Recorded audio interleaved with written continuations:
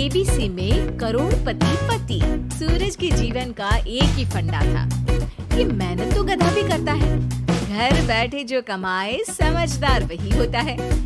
इसीलिए उसने कभी नौकरी ही नहीं ढूंढी। इस बात से हालांकि उसकी पत्नी शिखा बिल्कुल भी अग्री नहीं करती थी, पर फिर भी सूरज को समझाना बेकार था। टीवी में कैसे बनोगे करोड़पति का ऐड देखकर उसे लगा कि बस अब तो घर बैठे ही वो करोड़पति बन सकता है, और उसके पीछे उसने अपने सारे सोर्सेस एक्टिव कर दिए। 2 हफ्ते में उसके कलीग के साले के पड़ोसी के बेटे का सोर्स निकलता है जो कि उसे शो में पहुंचा सकता है, और सूरज उससे मिलने चला जाता है। अच्छा, तो हमें मुकेश जी बता रहे थे कि आप हमें शो में पहुंचा सकते हैं। हाँ, उसमें कोई तकलीफ नहीं है।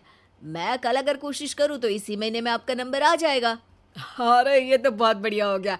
अच्छा, वो सिलेबस और क्वेश्चन पेपर का कोई जुगाड़ है क्या? उसका तो कोई जुगाड़ नहीं है। तो वो वाकई में कुछ भी पूछ सकते हैं? हाँ, वो तो बच्चन जी पर है, जो पढ़ते हैं वो पूछ लेते हैं। पहली कोशिश फेल होने पर अब सूरज के सामने एक बहुत बड़ा सवाल था कि आखिर जवाब कहाँ से लाए। तब शिखा ने एक सजेशन दिया, क्यों ना सूरज अपने चचेरे भाई सुमित से मदद मांगे, जो कि यूपीएससी की तैयारी कर रहा था। हालांकि इतनी मेहनत करना सूरज को समझ में नहीं आता था, पर कोई और रास्ता ना मिलने पर वो आखिर सुमित से बात करता है। अरे सुमित, हमारा कैसे बनोगे करोड़पति के लिए सिलेक्शन होने वाला है। तुम हमें थोड़े चिट बनाने में मदद करोगे क्या? अरे भैया, चिट बनाए तो सालों हो गए, उसमें हमारा एक्सपर्टीज नहीं है, बल्कि आप बोलो तो हम आपकी पढ़ने में ज़रूर मदद कर सकते हैं। हट, कैसी अनाप शराब बातें कर रहा है तू। सूरज ने सुमित को मना तो कर दिया था, पर तैयारी करने के सिवाय कोई चारा उसे दिख भी नहीं रहा था। खासकर जब 12 के पेपर लीक करने के एक्सपर्ट शुक्ला जो भी हाथ जोड़ लेते हैं। आखिर सूरज को सुमित के पास जाना ही पड़ा, और उसने सुमित और शिखा से वादा किया कि वो बहुत मेहनत करेगा। 1 महीने की तैयारी के बाद फाइनल हुआ कि शो से 1 हफ्ते पहले एक ट्रायल खेला जाएगा, जहां पर सारे रिश्तेदार ऑडियंस की जगह पर होंगे और शिखा सवाल पूछेगी। दूर दराज से भी रिश्तेदार आकर हाजिर हो गए देखने कि आखिर कैसे बनेगा सुमित करोड़पति। सब कुछ सेट था, और इतने में सूरज आकर अपना स्पीच देता है। ये 1 महीना मेरे लिए आसान नहीं था, पर अपने भाई सुमित और अपनी पत्नी शिखा की मदद से मैं इतनी दूर पहुंच पाया हूँ। मेरे मम्मी पापा के आशीर्वाद ने भी बहुत साथ दिया है मेरा। मैं उम्मीद करता हूँ कि आज के शो में आप लोगों को बहुत मज़ा आएगा। साक्षी पहला सवाल पूछती है और पूरे कमरे में सन्नाटा छा जाता है। इंडिया में कितने स्टेट्स हैं? 3, सॉलिड, लिक्विड और गैस। अरे रुकिए, तो ऑप्शंस तो देने दीजिए।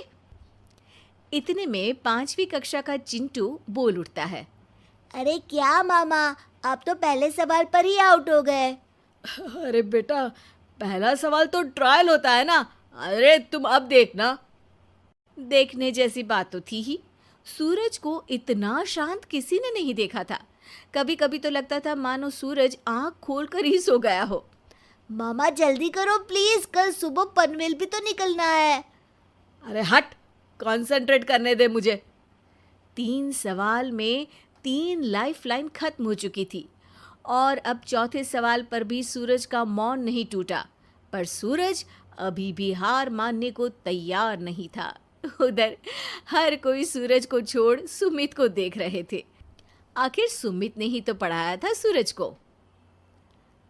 गजब बेइज्जती है यार। अरे बेटा, तो बाप का, दादा का, भाई का, सबका नाम बुड़वाएगा। अरे 3 लाइफलाइन ले ली तो भी तेरा कुछ नहीं होना है। अरे कोई इतनी बात करता है क्या शो पर? अरे बेटा, शो पर तेरे जैसे भी तो नहीं आते ना।